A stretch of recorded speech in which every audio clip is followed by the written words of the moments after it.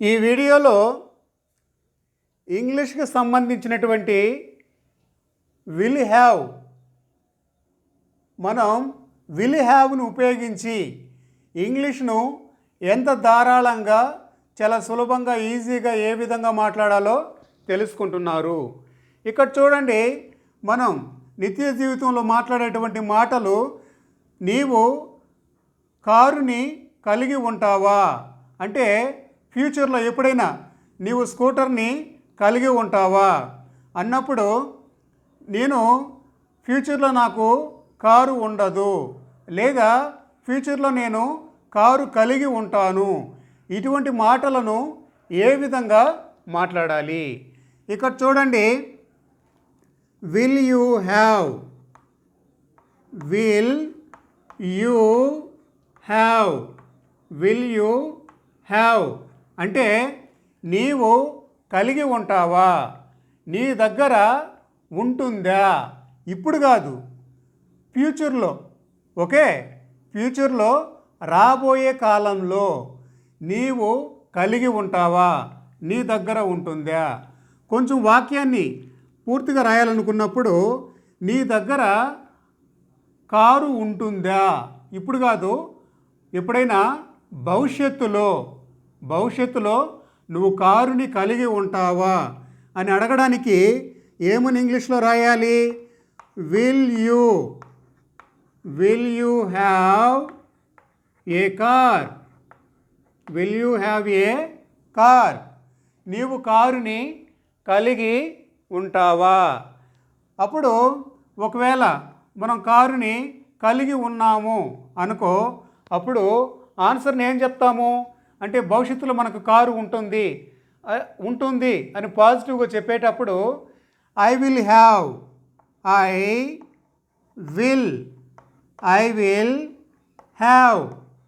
ఈ విధంగా చెప్పాలి. ఐ విల్ హ్యావ్ అంటే నేను భవిష్యత్తులో కలిగి ఉంటాను.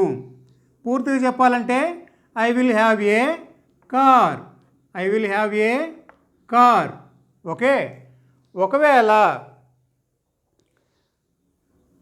భవిష్యత్తులో కారు కలిగి ఉండను అనుకో, నాకు ఫ్యూచర్లో కారు అనేది నేను కలిగి ఉండను, అప్పుడు నేను ఏ విధంగా చెప్పాలి అంటే నెగిటివ్ అన్నట్టు.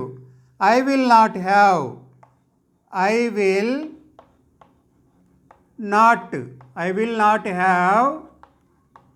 ఏ కార్.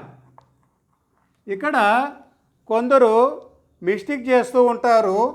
ఏంటంటే I have not a car అంటారు, అది తప్పు అక్కడ. Okay, I will not have a car, will నాట్ని ఇక్కడ ఉపయోగించాలి. ఇటువంటి తప్పులను మీరు తెలుసుకోవాలి.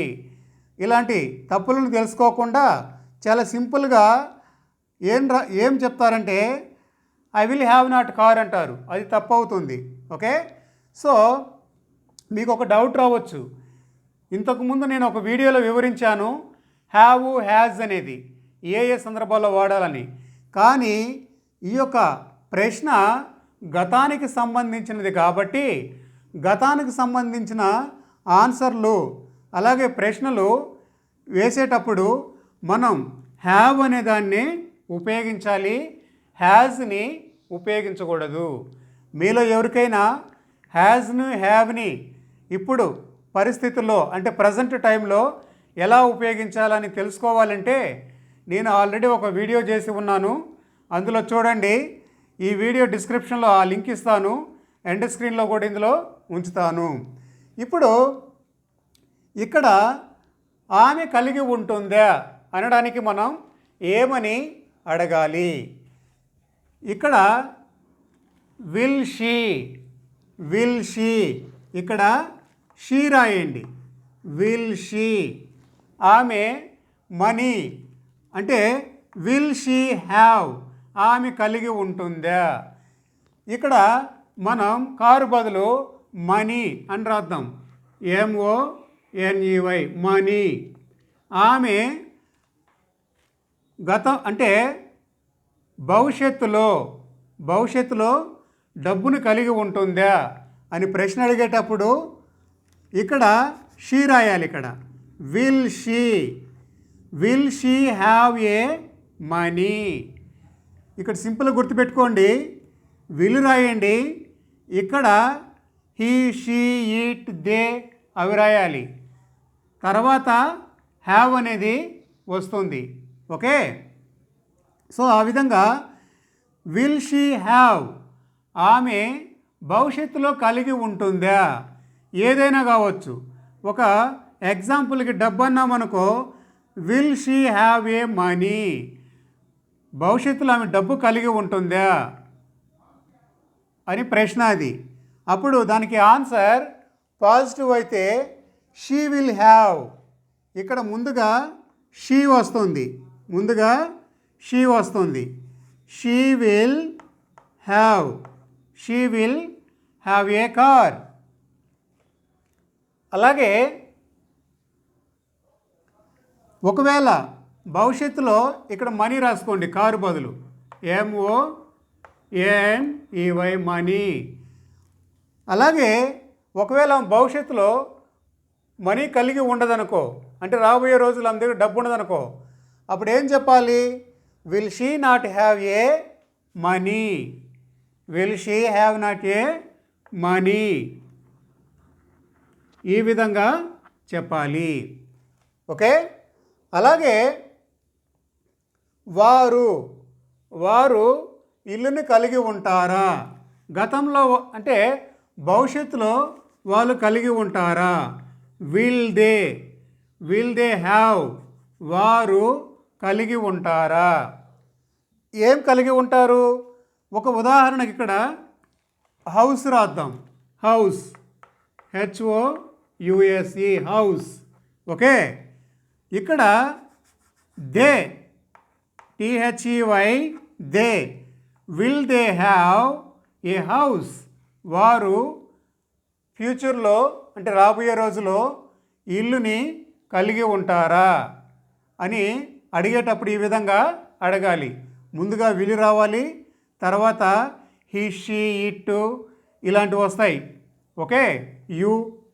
అలాగే will they have a house, ఒకవేళ వారు హౌస్ కలిగి అంటే భవిష్యత్తులో ఇల్లు కలిగి ఉంటారు అనుకో, అప్పుడు ఏమని రాయాలి ఇక్కడ? They will have a house, ఈ విధంగా రాయాలి. అలాగే ఒకవేళ భవిష్యత్తులో వారు ఇల్లు కలిగి ఉండరు అనుకో, అప్పుడు దానికి ఆన్సర్ ఏమి ఇవ్వాలి? దే విల్ నాట్ హ్యావ్ ఏ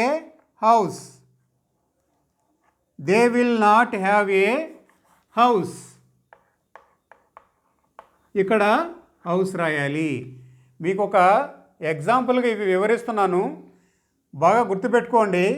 భవిష్యత్తుకు సంబంధించినటువంటి కలిగి ఉంటారా, వారి దగ్గర ఉంటుందా, ఇటువంటి మాటలను మాట్లాడేటప్పుడు ఇంగ్లీష్లో ముందుగా ప్రశ్న వేసేటప్పుడు విల్లు రావాలి.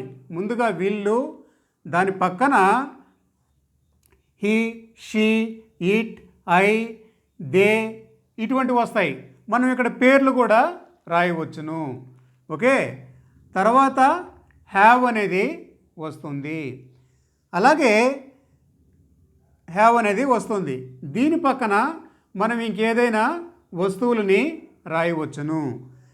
ఒకవేళ కలిగి ఉంటే అప్పుడు ఏం చేస్తాము? ఇక్కడ ఈ దే అనేది ఇక్కడ వచ్చింది కదా, ఇక్కడ రాస్తాం పర్సనల్ని. హీ, షీ, ఇట్ ఇలాంటివి సర్వనామాలు, నామాలను ఇక్కడ రాస్తాము. ఓకే, నౌన్స్, ప్రొనౌన్స్ని ఇక్కడ రాస్తాము. దాని పక్కన విల్ వస్తుంది, తర్వాత హ్యావ్, తర్వాత హౌస్. ఎగ్జాంపుల్కి they will have a house అంటే ఫ్యూచర్లో వాళ్ళు ఇల్లుని కలిగి ఉంటారు, అంటే రాబోయే రోజుల్లో వారు ఇల్లు కలిగి ఉంటారు. ఒకవేళ నెగిటివ్ అనుకో, వాళ్ళు ఇల్లు కలిగి ఉండరు, ఇటువంటి చెప్పేటప్పుడు they will not have a house, they will not అనేది ఇక్కడ ఉపయోగించాలి, హ్యావ్ నాట్ అని ఉపయోగించకూడదు. అలాగే మీరు ప్రశ్నలను కూడా అంటే పేర్లను, ఉదాహరణకు రవి, రాజు ఇటువంటి వాటిని కూడా మనం ఉపయోగించవచ్చును. ఉదాహరణకి ఇక్కడ చూడండి, ఇక్కడ will Ravi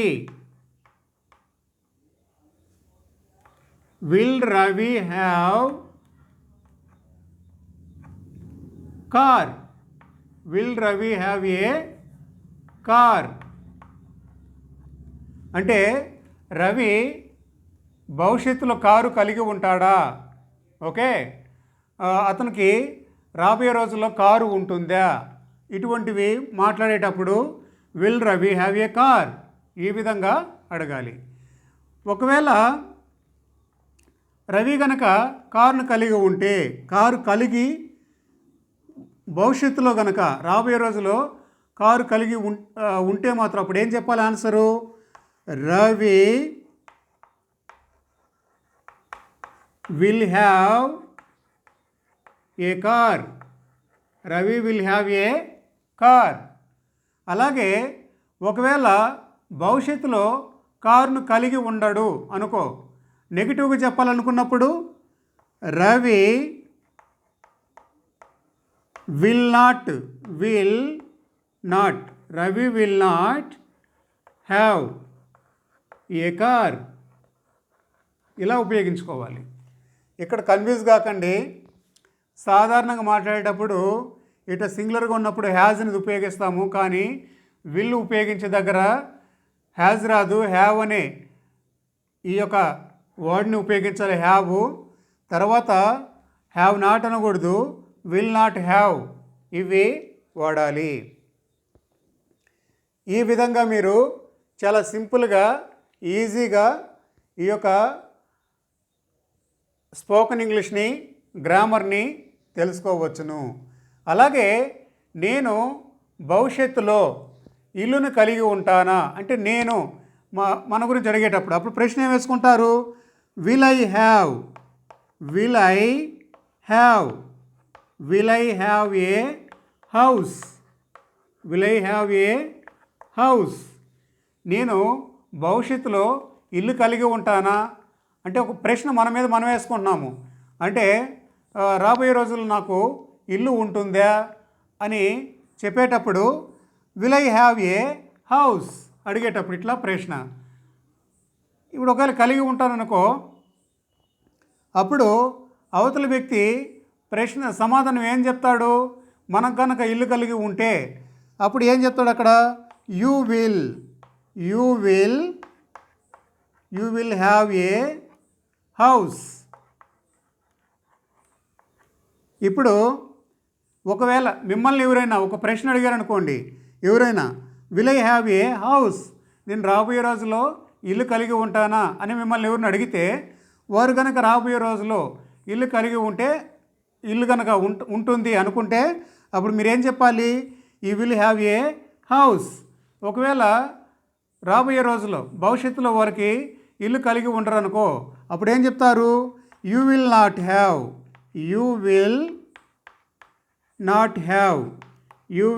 have a house. ఇట్లా మీరు ఎగ్జాంపుల్గా మీరు ఇక్కడ రాసుకోవచ్చును. సింపుల్గా దీని యొక్క స్ట్రక్చర్ ఏమిటంటే, ఇక్కడ ముందుగా విల్ రాయాలి. ఇది ప్రశ్న వేసేటప్పుడు విల్ ప్లస్ నౌన్ అంటే ఇక్కడ చూసుకోండి, నేమ్స్ వస్తాయి. అలాగే he, she, it, I, they, you ఇలాంటివి వస్తాయి విల్ తర్వాత హ్యావ్, తర్వాత ఇక్కడ వస్తువులు. ఓకే, ఈ యొక్క ఆబ్జెక్ట్స్ని మీరు ఇక్కడ రాసుకుంటారు. కారు, సైకిల్, స్కూటర్, హౌస్ ఇటు ఏదైనా కూడా మీరు ఈ విధంగా రాస్తారు. ఈ విధంగా ప్రశ్న వేసేటప్పుడు. అలాగే దీనికి పాజిటివ్గా సమాధానం చెప్పాలనుకున్నప్పుడు అప్పుడేమొస్తుంది? ఇక్కడ ఫస్ట్ ప్రొనౌన్స్ కానీ నౌన్స్ కానీ వస్తాయి. ఓకే, సో అంటే ఉదాహరణకు he, she, it, I, we ఇలా వచ్చిన తర్వాత ప్లస్ విల్, ఇది ఉంది అని చెప్పడానికి హ్యావ్. ఓకే, ఇక్కడ వస్తువులు వస్తాయి. ఈ విధంగా ఈ యొక్క స్ట్రక్చర్ని గుర్తుపెట్టుకోండి, చాలా simple. Will you have scooter, నువ్వు స్కూటర్ని కలిగి ఉంటావా భవిష్యత్తులో. అలాగే అతను కలిగి ఉంటే అతను ఏం చెప్తాడు, ఎస్ ఐ విల్ హ్యావ్, నేను కలిగి ఉంటాను. ఒకవేళ కలిగి ఉండడానికి అప్పుడు అతను ఆన్సర్ ఏం చెప్తాడు, I will not have A scooter, I will not have.